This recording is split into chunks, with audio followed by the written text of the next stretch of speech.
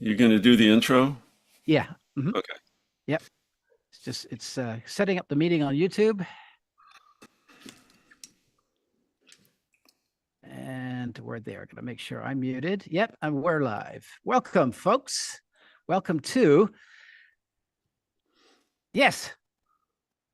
Welcome to episode 4 of Sound and Delivery. I'm actually on location. I am actually at Carrie Blake Park on the stage in Sequim, sunny Sequim, Washington, because I have to do a gig here. And I realized, oh, I can't be in two places at once. So this is a great place, a great way to basically figure out, work on getting my remote stuff working. So it is working, which is a happy thing.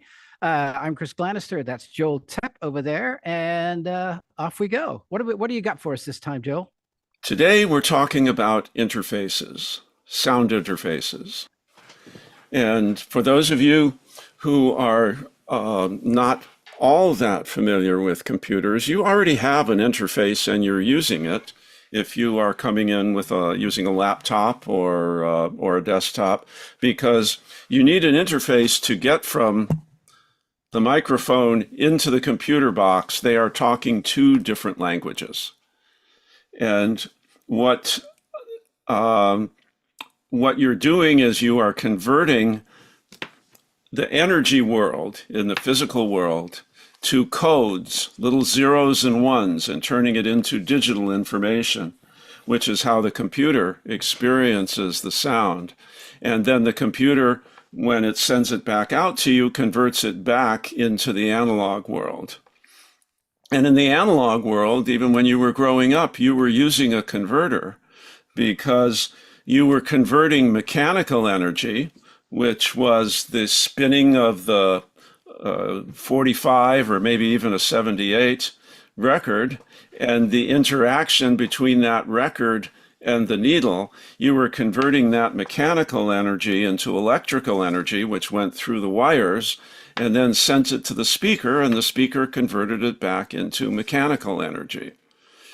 And now we have a second level of conversion because all of that is still going on. You're still using a mechanical to electrical converter that you take for granted as part of life. Mm-hmm. You're wearing a converter, as a matter of fact, I am right here, right headphones. there. Yes. Yeah. And when we translate it from one form to another, uh, that's what needs to be done in order to move things along the internet and then play them in someone else's location. You have an interface built into your laptop, and we'll just call it a laptop generically for now. But it's not necessarily the best quality because there are so many different things going into that laptop for so many Mm-hmm. different kinds of users. Yep. And so the camera is, if it's a good, a modern and well-constructed computer, the Mm-hmm. camera is a decent camera, but if you go and buy a digital camera, you'll get greater quality, more flexibility. Right. The sound system is a reasonable sound system, Yep. but it's actually not quite as up to speed as the visuals are, because Yeah. everybody's watching movies, and that's the standard that they're marketing to. Yeah. So So, this is I'm actually using a laptop, a newer Dell. So this is a Dell camera from the Dell laptop, but I'm not using the internal mic though. We'll get to that later. and we can look at, I want to stay away of the visual for now, Yeah. but you can upgrade from the camera that's in your laptop or your computer. And you can also upgrade the sound. And the upgrade is not just for quality, it's for flexibility. hmm So, for example, if you are using a laptop, the microphone is right up here hmm next to your camera on your Yep. screen. Uh-huh. And so is the camera. But if I want the microphone to point at my guitar and I point the screen down, then um, the camera moves as well. And if you're singing a song and accompanying yourself on guitar, but you want people to see the guitar, they are also not going to see your face, which is a very interesting method of presentation. I'm sure Nick Mhm. Drake would have loved it. It would have helped him with his terminal shyness. But for the rest of us, we like to be in the spotlight. And so you need some kind of interface to split up the location and give you multiple choices. Maybe you want to put in 2 or 3 microphones, or maybe you need a different kind of microphone for a guitar and another one for your voice if you're putting on a streaming performance. And we'll largely be dealing with streaming right now, but we'll talk about recording as well. Yeah. So the way you need to get into your computer is typically one way you can go in is through Bluetooth, but Mhm. Bluetooth is not a very reliable way, and it's an expensive way, and it's a quirky way. And So it's you need, also has a delay as well. It actually has quite a bit of latency to it. So, while I am getting something to demonstrate, why don't you explain latency? Because that is important. that's good. Latency means delayed. In other words, from the time I speak into this microphone to the time you hear it, the computer actually gets the sound, is measured in milliseconds.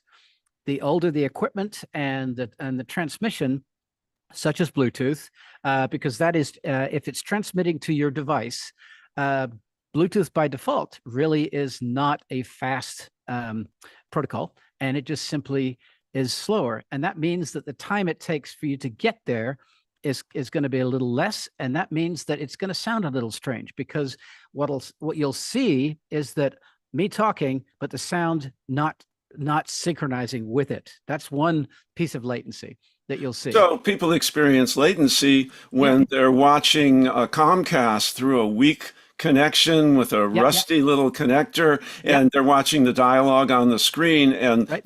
the sound comes before the voice Yep. because before the visuals, because the visual information is so dense it takes more time to get to you.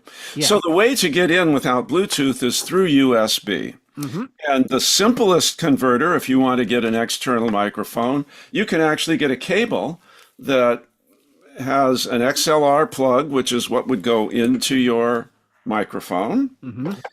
on one end, and inside the end, the USB end, the other end of the microphone, there is a little teeny converter built in there that is powered by your USB port.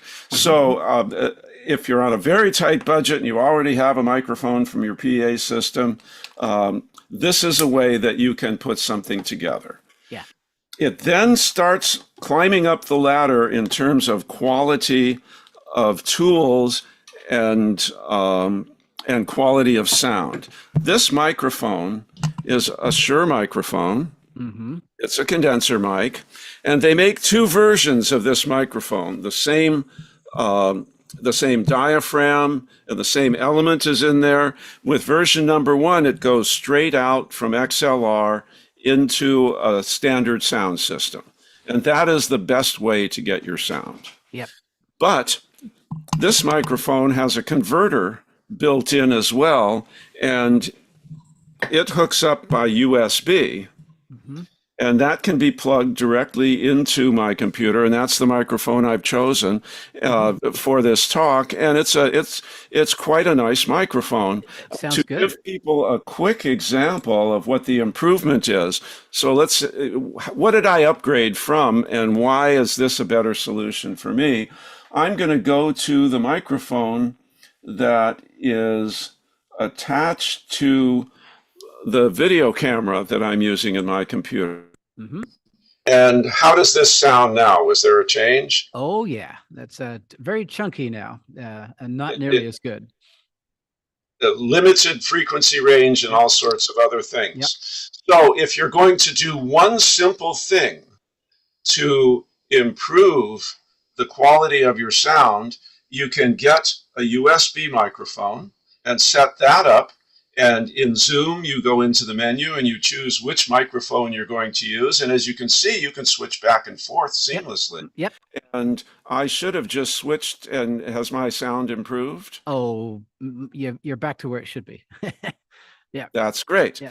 So you can get one microphone. What does that mean? That means that if I'm performing, I now have this microphone closer to my mouth, Yep.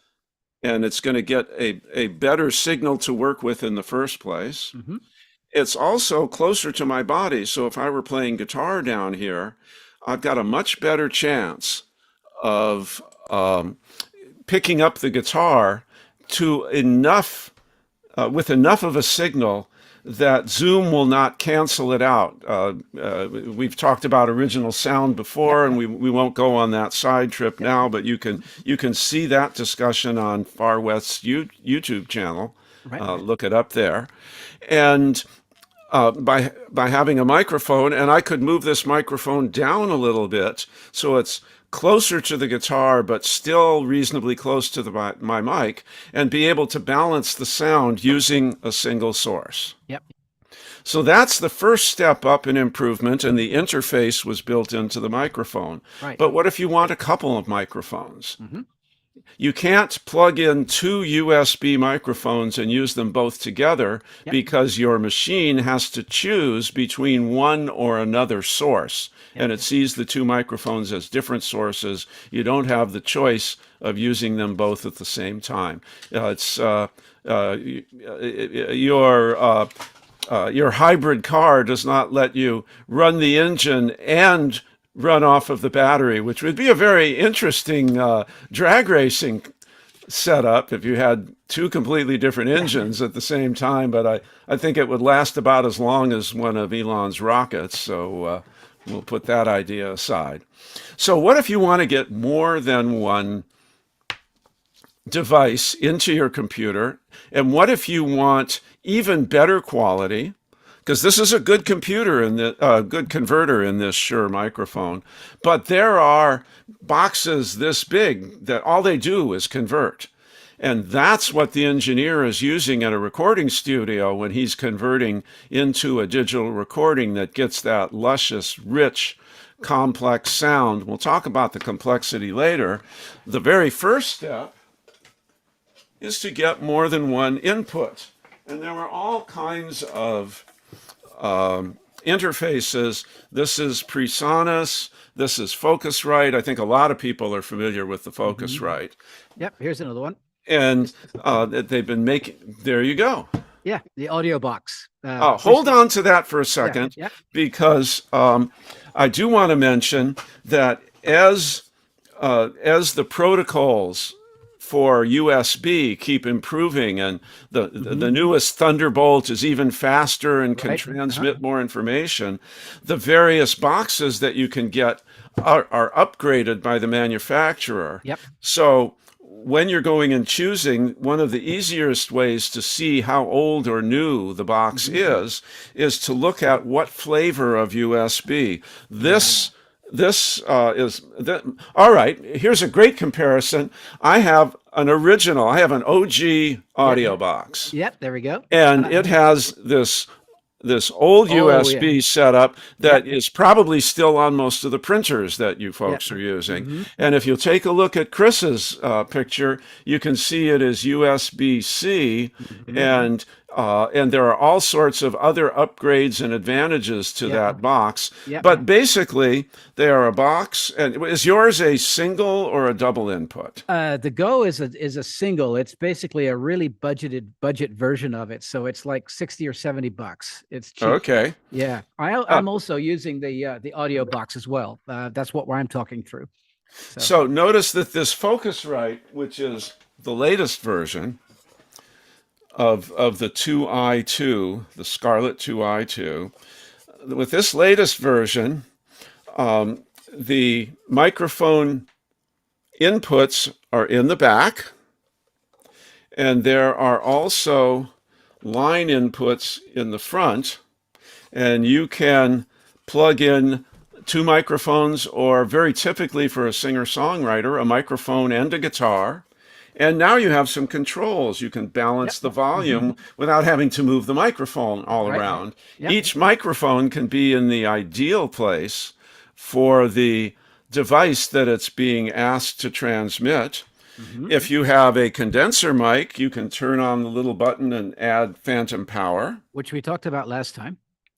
And they also have a couple of buttons to shape the sound and give you some of the sound that you get in a recording studio. Universal Audio has a competing device as well, Hmm. Yeah. and their famous studio limiter. Yeah. There's a hardware version in the box, and you have two output controls. One is you can control how loud your signal is going out. So if you have everything balanced and the host of well, we have this happen at campfire. The host of a campfire says, welcome, and could you turn your sound up a little bit? You can reach over to your box, Yeah. keep the balance, and turn the volume up.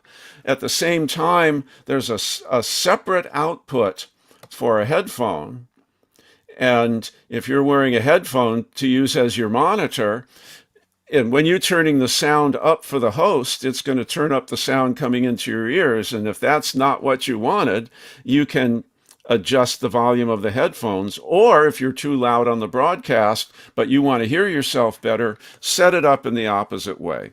So this is one of the primary investments that you can make. New retail for $100 to $150. You can get a flexible interface box, and it will also come with a certain amount of software. And the different brands have different setups. So I'm just going to briefly go through the kinds of things that you would be looking at when you go looking to decide which brand and which model you want. Some devices tend to be more reliable with a PC than with a Mac, and others prefer a Mac, even though they're made for both. There are quirks. And with Focusrite, for example, you also get a software program that controls additional things inside this box. Instead of them putting tone controls and all kinds of other controls, you can call up an application and you can turn up the treble, turn up the bass. You can add a compressor. You can do a bunch of basic things with the software that comes with the device. Yeah. They also work out an advertising deal with manufacturers of recording software and plugins. And so you can graduate from GarageBand on a Mac, and you can get a somewhat feature limited, not robust enough for a big commercial recording studio, but good enough for you and two friends to make a home recording with 16 tracks. And you Yeah. get that demo version from the manufacturer as part of your purchase on Yep. the new gear. So you'd be checking what are the additional things you get, how do the features work, do I like the quality of the sound, and that's the process you go through in order to look at a basic interface box. I'm going to pause here and see if you have any comments or additions before I move on to a more elaborate approach with a full mixing board and everything. Yeah. Which I have a version of that here, but one thing to remember is that most of the audio interfaces, including the audio box that you and I are using, even the slightly older ones, all of them work well. The other piece that I want to mention is that you do need to have, in most cases, USB 3 as opposed to USB 2. And USB 3, if you look at it at the socket itself is blue inside, and it's a much faster version of USB. And so you're going to need to make sure the older ones work with USB 2, but the latency is kind of bad. And so it's important to make sure that you do have that on your computer that you have. Most new machines, all of them do, so you shouldn't have to worry about it, but it's something to point out. I'm going to add a little bit to that because that was very valuable information. Yeah. whether you're using an earlier version of USB or the latest version or any of the stops along the way in the middle, Right. Hmm. if you're getting one piece from here and one piece from there, and one from Sweetwater and one from a yard sale, and mixing them up, you will tend to have much more reliable performance if you are consistent with all of the pieces in that chain. If everything is an older USB, it'll probably work well.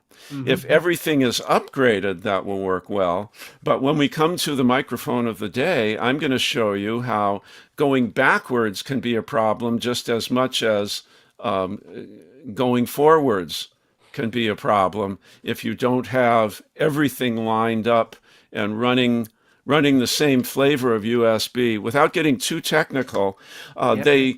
they transmit the higher levels of USB can not only move data faster and more Hmm. efficiently, but they can carry higher voltages.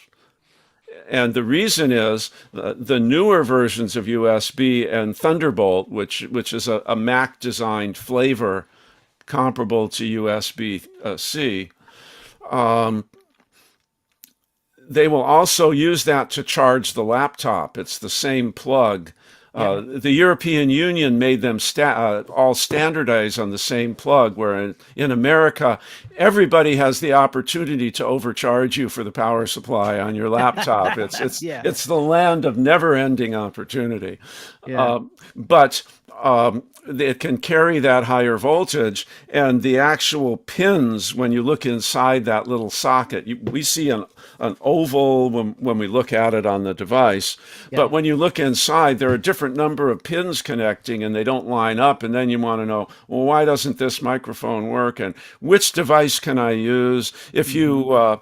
If you have a docking station with your MacBook, for example, or with that Dell, you may find it has one or two of each flavor on the docking station, so you can That's hook up typical. Yeah. old devices and new devices and keep them all together. Yeah. And so USB is a little complicated, but it's not that difficult to get things aligned and put together. The next step is if you don't want to use software inside your box, you're performing and you suddenly want to just turn up the treble. You don't want to stop the song, get your mouse, open the program, turn the little knob, and then go back to your song. You want to reach over. Hold on. I'm going to switch cameras here. And you want to reach over and you can get an interface that looks just like the mixing board that you use when you're at a Hmm. gig or at a club. And Chris, since you enjoy talking about this so much, why don't you take it from here? Okay. This is my favorite. This is the Behringer Xenix. What's cool about this is it has the interface built in. You can see the USB right there. Joel's is basically the same flavor. What's cool about this one is that it has built-in compression on the microphone channels, which means that you've got some of that compression already built in. It's simple. It's just a one knob turn.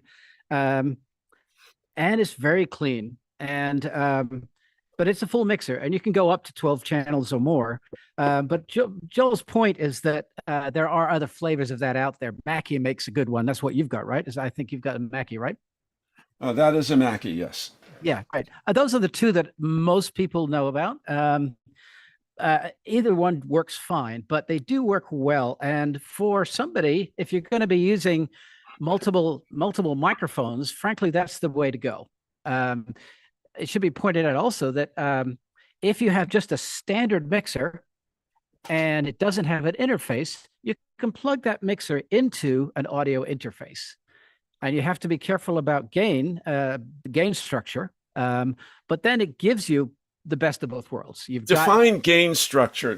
When I look at my board, I see what I would call a volume knob right at the very beginning, up near yep, the input. And then yep, I see another one down yep, below, and one's called gain, and the right. other's called volume, and they both turn it up. So what the heck is going on?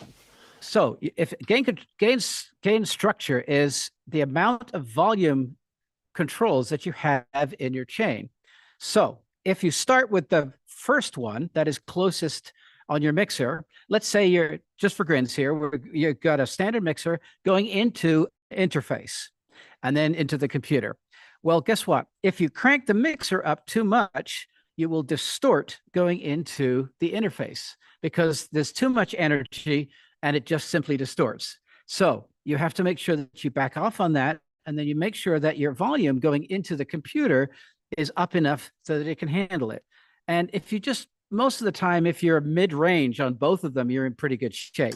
But if you start with whatever is in front of what you're doing, if you crank that up too much, then it's going to start causing problems.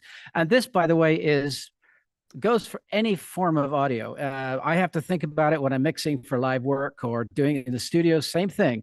Anytime that you have more than one volume control in your chain, that's when you start to have issues. That helps a lot. Yeah.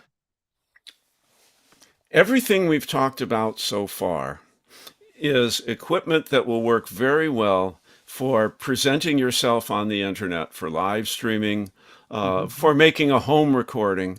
Yep. But even when we talked about the improved preamps in this particular Focusrite, we were talking about an improvement compared to the computer that you were using. However, this is not a box that you would find when you went into a recording studio to make a professional album, to have it released by a major label.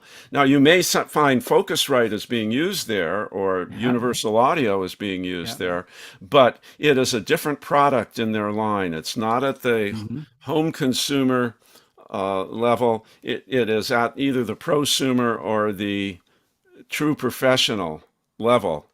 And I'm going to go a little bit into detail and see what you can add as we talk about what happens as you improve the quality. So for some of our listeners, they may be asking, well, I don't really want to buy two boxes. Can I buy a box that I can use for my live streaming, but it's also good enough quality that I can make a professional audition if I'm going to do a voiceover, or I'm going to make something where I can then send it to a finalizing or mastering lab and actually release a record based on the quality of what's coming in. And here is where the quality starts to keep going up and up. And you'll see these statistics quoted even when you're looking at the basic interfaces. So let's talk about what it is and give you folks a bit of an introduction to what the considerations are. There are two different components that you're examining to look at the quality of what it is you're considering buying. Right now, we've mostly been focusing on the sound quality. And to an engineer, that's going to be described using bit depth and sampling rate. Yes. So if you know a little bit about cameras, the bit depth is going to be like megapixels. Is this 2 megapixels? Or is this 16 megapixels? Or is this 4K? Because the more, believe it or not, your analog system, your 1950s hi-fi system, has way more quality information about the sound it's transmitting than a modern MP3 or a CD that you bought commercially. And the reason is that the sound is being transmitted by movement of electrons through the wire.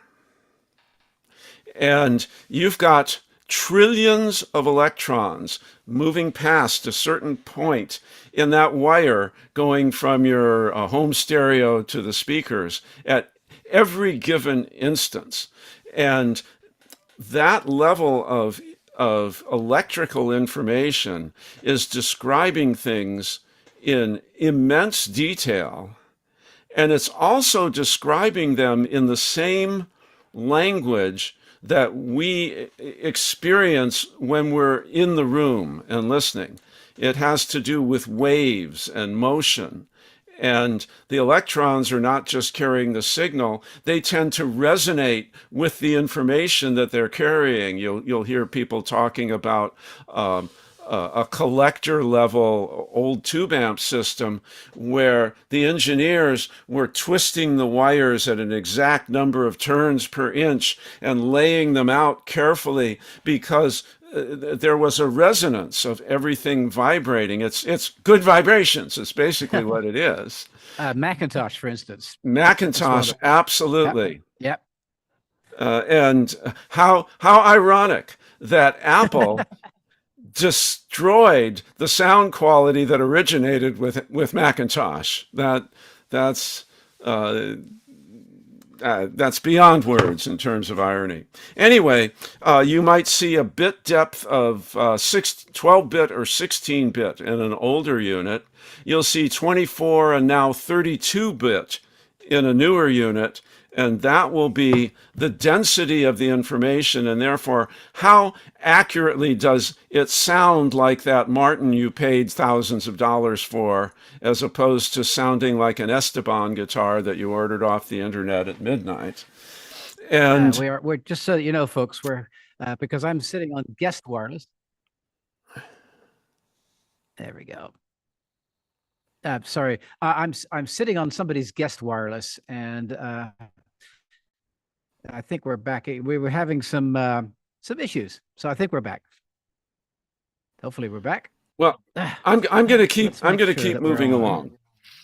So yeah, you keep on going. We're good. We're good. We were talking about the sound quality. The sample rate shows up especially in video, but also in audio. It's how many times do they, how many instances per millisecond do they transmit this information constantly? So if you remember in the old days, they would crank a reel and the film would move along and it would be about 6 frames per second, and the movement was like this. So I mean, I'm sure most of you my age at one time discovered marijuana and turning off the lights and having 3 friends shake their flashlights and pretending you were Laurel and Hardy. And that's when you have a low sample rate. And Tom Cruise jumping out of an airplane and seeing every single, seeing the droplets form on his forehead before they drip off. That's a very high sample rate. So you're looking for a decent sample rate, a decent bit depth in order to have good quality sound. But you also are looking at the quality of the converters that's built in here. We started talking about conversion. And the better quality, the more sophisticated, the more expensive the components are when it comes to the converters, the more realistic you can transmit something with great detail, but if the converter didn't convert it very accurately, you're transmitting the inaccuracies with great detail, and you're not accomplishing what you want to. So as you look at the different choices, you're looking for that crossover point where you're getting the most bang for the buck. You get a lot of the quality for I'll just pick some numbers. You get 80% of the quality increase between amateur and professional sound recording, but you get it with 20% of the cost. You might end up spending 3 times more to move just a little higher up the ladder. And if you don't need to do that, that might not be where you choose to make your investment. The other things, go ahead. Yeah, we should talk about what sample rates for these things. Typically, what you're going to look for is something with a sample rate of 4822, 48 megahertz sample rate. And typically it's going to be 44.1, which by the way is the sample rate for the bit rate, for a CD. 44.1, this particular mixer here I talked about is in 44.1. My converter that I've got here, my box, the audio box is 48. And it goes from basically 44, 44.1, 44.1, 48 to 96. Most of the newer ones go all the way up to 96, which is really very good resolution. But typically, if you're in the 48 kilohertz, 48 range, you're just fine for what 90% of what you're ever going to do. So, one thing to go ahead. One thing to point out is that when the bit rate goes up, the amount of signal that you're transmitting and the file size, if you're recording, gets exponentially bigger as well. So that's important to know, because if your home internet system is moving slower, maybe it's maybe you live in a neighborhood next to a Bitcoin miner and or on a stage on somebody's guest wireless. Yes. Yes, exactly. So, but usually you get the warning with video first when somebody is doing something in front of you, and then all of a sudden you see this, and they're not moving, but the sound is moving. And I'm sorry that my lips are moving. I failed in my Edgar Bergen thing here, but when you have that happening, that lets you know that you're running out of room and bandwidth. Chris, how did you do that so marvelously? How did you freeze that? It's all wireless. Yeah. Aha. Well, you did that. That was at Simon Says level. It was quite good. Frozen in place. But some of the better interfaces that are small have a quality that is of professional recording level. This is an Apollo Twin X duo core, something else. They have to add another word every time they raise the price. But this works marvelously well for live streaming, but it's also of a quality that you can use it recording 2 to 4 tracks at a time. You can use that for putting a professional quality recording together. Mm-hmm. There are some other considerations when you're looking at an interface, and that has to do with monitoring. You can do different kinds of ways to get to your monitors. You can go out to speaker. You have outputs to speakers. You have outputs to headphones. And that's another level of flexibility. So the more you figure out what your setup is going to look like, and how many things you want to add and how many things you don't really need or care about, that will help you dial in and find something that is structured for what you want to pay for without getting the extras you don't need. And it should be mentioned that once you know what you're looking for, you can go to eBay, or reverb.com is another one. And a lot of times you can find what you need at a lower price. I was going to go into that in a moment, but before we get there, it's time for Microphone of the Month. Do you have a microphone with you? Do you have a field microphone out there in the fields of Sequim?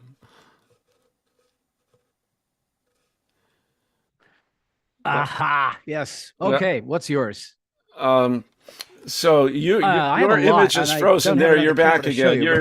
You just did so well with that demonstration that you're going to keep doing it for the rest of the show. All right. Oh, did you bring a little tiny microphone this time? We do not check with each other, but we don't. So this is like Michael Che and Colin Jost. We do not reveal what we're bringing to each other. That looks like it. I don't. All I'm thinking is lobster right now. What the heck are we looking at? This is called a Seducer, C-DUCER. I've had these for years. These are extremely cool. The power supply that goes along with it, right here. It takes 48 volts. This was I've had these for about 35 years now, something like that. What's cool about these is that these are pickup microphones, and they're pure contact microphones. On this, you can see you've got this tacky stuff here, which I need to put some new stuff on. What's cool about this, you can put this on something. Can you stick it to a grand piano? No feedback. Oh, Chris, you're breaking up. We've got a bandwidth problem. Sounds really good, and there's no feedback, and yeah, I'll just keep talking. There we go. C-DUCER. That I put these on the side in what I call the opera curve. That's where the opera singer is standing. A lot of jazz groups will have the drums right next to the piano, and so miking a piano with ordinary microphones doesn't work. Stuff this puppy on there, put a little one on top for a tiny bit of twinkle, and you have no feedback and you get loads and loads of sound. Also, on an upright, you can actually put it right onto the harp in the back. And the same again, about 2/3 of the way in from between the top and the bottom. Absolutely marvelous. I use them for sticking on a stage if I'm going to do tap dancing or anything like that. It's a remarkable thing. I'm still trying to find some other ones, but it's the same system that I've used for more years than I care to remember. And about, well, 5 or 6 years ago, I lofted them and there was these, and I started using them again. And I carry them with me all the time because they're absolutely amazing. I showed you a short one and a long one. That is actually frequency. The short one picks up less bottom end. The longer one picks up more bottom end. They're also waterproof. You can stick them on a boat under the water if you want. They actually started out as medical pickups, and that's where where they came from. Very cool, though. Would you show that to us again? Yeah, Yeah, put here it we like a go. parade across the. Oh, Ah, okay. yes, here we go. So we see Yeah, the sticky there stuff, and you we go. see the other side has a covering on it. Yep. Yeah, and let's see if I can get the other one in here. This is the short one, and again, doesn't have any sticky stuff on it, but again, and it just goes to a 1/4 inch. You can see that it goes to a 1/4 inch going into this and into this preamp right here.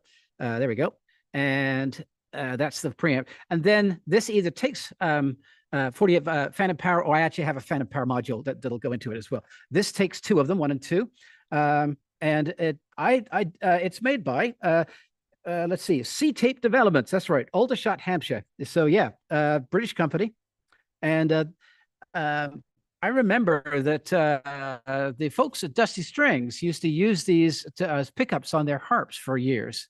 And they're wonderful. You can stick them on a drum, like a Bowron, for instance.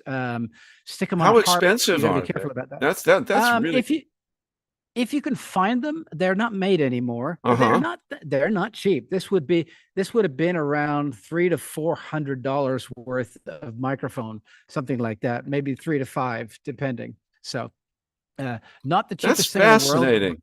yeah, I'm a major fan, and I use it for all sorts of cool stuff. Yeah. So, do they need a specific preamp, or if you have a Yeah. preamp of any kind that can handle a It ha microphone? No, you have to use their whole system. Yeah. Aha. Yeah, that's of course, because it's a very specific kind of pickup, and it's 600 ohms, you have to, and it just, they optimize the preamp obviously for the pickup. So yeah, but it's also very loud. It puts out a huge amount of sound. In other words, you have to be careful of your input. So yeah, Well, and it that's does not great. distort either. Yeah. I'm so Love glad you brought that. I that. I went towards portability, and I was Uh, actually inspired by one of the participants at last session's campfire. And they brought, when I was trying to figure out what mic they were using, it sounded better than a laptop mic, but I couldn't yeah. see anything there. And Samson made something called the Go mic, which Ah. is a little teeny microphone. And this is what the Samson Go mic looks like. Oh my goodness. This is the USB cable. So Yep. by itself, you can fold it down, and now it's got a protective covering, and there's a little zipper case, and you have your microphone, which is a decent quality condenser microphone, built Mhm. into a stand so you can put it on your desktop Ah, and tilt it around. And I'm gonna have to switch some things around to give a little demo. It's not going to be the quality of something like this, Shure, or I'm going to use a different microphone here that's attached to the Mackie board because I'm going to have to unplug the Shure in order to plug in this fellow. So hold on just a moment. yeah. while And you're doing that, to hear me now coming from the other microphone. I've disconnected the Shure. Are you hearing me? that's not bad. That's No, not no, bad at this is all. this is Yeah. the Audio Technica. This Oh, is it is. Okay. Yeah. So, okay. yeah. But I had to do that in order to unplug the Shure because both the Shure and the Go mic use an earlier form of USB, and I Hmm. couldn't plug it directly into a USB 3 Uh-huh. um, jack on my converter, and so I there's a little USB output on the side of this Mac keyboard, and then Hmm. swapping places there. So Yeah. now I've got the Samson mic, and the first thing I'm going to do, we're setting the bar pretty high with this professional studio mic here. So I'm going to refresh people's memory regarding the sound of the microphone that's built to the webcam. And now Oh, yeah, I don't even have to do that. This is the sound you've got in your computer yeah. before you go to add something. So let's remember where we're starting from. Hmm. And now let's compare that to this little Samson Go mic right here. And how does that sound? Do you hear It ain't bad at yeah. It's not too bad. Yeah. and not only is it an improvement in the sound to a noticeable degree, but I can now place it anywhere I want. And Yep. if I need it near my voice and a guitar, I can probably get rid of a sound canceling issue with Zoom by Hmm. switching to this little mic. Yep. And because it folds up so neatly and succinctly, you can add this and one or two other things in a little overnight bag and throw Yep. that in with your laptop on a plane, and you can have a setup with less than a pound of additional gear and probably Hmm. less than $100 in Yep. expenses to get Yep. all the different pieces together so that when you go to a lavender festival and you Uh-huh. want to have some things with you, Hmm. especially if you flew to the Lavender Festival. But I don't think you took the helicopter ride to the Lavender Festival, did you? No, no, I didn't. No, me and my trailer wandered all the way across from Edmond. So yeah. Um, uh, so I it's a think way to we're now get. he's switching microphones. It should be I just want a quick thanks by the way to the oh there you are. Yeah, Yep, I'm not able to hear you. there you go. That unstable connection again. Okay. Okay, that you should be able to in a moment here, I think. I'm back, yes. Yeah, Okay. we can hear you now. Yep. Yeah. All right. So, where can you go to learn more? You can go to look at YouTube videos, and you'll find a lot of people are comparing Hmm. three different interfaces and talking about the relative attributes. And if you watch enough of them, you will get both a positive and a negative opinion of every single interface you look at. So, it's going to take a while to sort it out and Yep. decide what's right for Yep. you and who has a hidden agenda. If somebody is wearing a Presonus t-shirt, don't expect them to be dissing the product, no matter what the actual thing sounds like. Yep. And there are single device instructions. So if you go out and you buy this Focusrite, you can search and probably find two or three videos in a style that you like that will talk about the specific features of what you just bought and little problems that people sometimes have setting up the licensing or uh, Hmm. installing the add-on software and all kinds of information about how to work with the equipment you've got. You can go to the product website from the manufacturer and there'll be a certain amount of information, and the depth and quality varies from manufacturer to manufacturer. And then, as far as retailers go, the online retailers, whether they actually have a store someplace or not, B&H Photo and Sweetwater have Yeah. a lot of their value in service. They have very competitive prices. And Yep. the added value is that they have uh, legendary great tech support. Yes. Yep. And when you buy something from them, they will work with you. They will, in essence, you'll get on support online with support, and you'll get a private consultation if you're having trouble setting it up. You'll get all kinds of extra benefits. So Yep. it's not always about going to a yard sale and picking something up for the least amount possible. Hmm. If you're not familiar with the equipment, if the technical help will get you Yeah. there, then those are two good sources to go to. Yeah. I have And another one. Actually, if you're in the state of Washington, or actually all around, a company out of Olympia, Washington, called CCI Solutions, used to be called Capital Communications. I had a relationship a with a salesperson there for 45 years. And I could call him up on anything, and he gave me all sorts of stuff. And consequently, he got a lot of business. But again, that absolute one-to-one, you know, top of the line support. Again, it's another great company as well. that's a great example of what I was going to go to next, which was a local specialty store. Yep. And Hmm. some cities will have them, some will not. And you may even be Yep. able to be introduced to a tech who will come to your home and actually Hmm. fix it for you.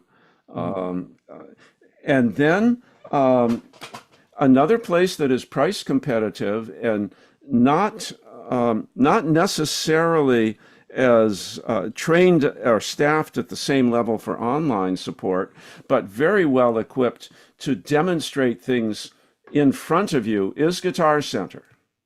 And Yep. if you are near a Absolutely. guitar Yep. center, you can go in and listen to a couple things side by side in the pro equipment room and get a Yep. hands-on feeling for it. All three of the major brands I mentioned have excellent return policies. If it turns out you made a mistake and it wasn't for you, you've got a limited amount of time, but a reasonable enough to save yourself and undo it if you need to. And oh, by the way, if somebody ordered one of those units and then sent it right back because something that there was nothing wrong with it, it just wasn't for them, you can also go to those companies and Hmm. see if they're advertising any open box specials that still come with the Yep. manufacturer's warranty. And that gives you a lot of choices for looking Yeah. at stuff. Another thing is, if somebody in your band is somebody you like hanging out with and they already own one and they're pretty good at explaining things to you, that's a cheap way to hitch a ride Yep. and get tech Oh support. yeah. Absolutely. Yeah. And people like us, same thing. I should mention with the Guitar Center, I've actually bought a lot of stuff from them, a lot of used stuff from Guitar Center. What's cool about Guitar Center is what they'll do is that I bought big things like speakers, because what they'll do is that, let's say I bought something out of a Guitar Center, I don't know, New York. Okay. What they'll do, they'll stick it on a truck and ship it to the Linwood Guitar Center. And it therefore costs you a lot less in terms of shipping. It's a very cool feature. And then I just wander in and pick it up. Uh, You made a great point because even if you have free return privileges, if yep. you've got to pay cross-country shipping at Yep. retail UPS rates, Yeah. that was a 20% of the cost Yeah. trial versus because if it doesn't work out, Mm-hmm. if it's a small item and you have it shipped directly to your house, Mm-hmm. a Yeah. microphone or something, Yeah. or even an acoustic guitar that you're looking at, you Mm-hmm. can drive it to the nearest guitar center and drop it off. Yeah. We would urge you not to abuse that privilege because if basically all it takes is one person at the party to totally pollute the punch bowl and Yeah. ruin it for Yeah. everyone else. But all of these are wonderful features. Different stores have different strengths and weaknesses, and they Mhm. all deserve your support. And especially the local stores, where the local Yes. business is Yeah. keeping your money in the community, and it's Mm-hmm. it's paying for somebody else's preschool and things like that. So I'm all in favor of supporting that. Yeah. And when we start thinking about local end support, that brings us all the way back to our hosts right now, which is Far West, the Folk Alliance Region West. It is the Mm-hmm. regional arm of Folk Alliance International. There are 5 regions and the national, and they are there to educate and support and provide gathering opportunities for musicians in whatever way you define folk music, and have been doing it for decades and doing it very well. We're very pleased to be a part of Yes. their channel and helping them put things together. I believe both of us are going to be at their annual conference in Vancouver this October. And Yeah. it's something for those of you Yep. that are meeting Far West through this broadcast. It's something else to take a look at. For Far West participants, if you think this was helpful and useful, Mhm. not only can you mark it favorably on YouTube, but tell your friends about it, direct them to the Yeah. site. And you can also go to the ongoing YouTube chat, not the live chat while we're talking here, but the YouTube chat. And one of one of the opportunities in social media that we forget about is you can go and start linking things to other things when other people are not making the connection. If Yeah. we talked about a couple of interfaces. If you Mhm. find a favorite video Mhm. that addresses a piece of gear that you've got or compares two or three, put that in the notes and participate and direct people with a Yeah. link to that Yep. place. If you find people going to that video from the product comparison person who is not going into depth on things like bit rate and what do all these things mean, put something in their notes and direct it back to us so that Yep. we all help each other share the information.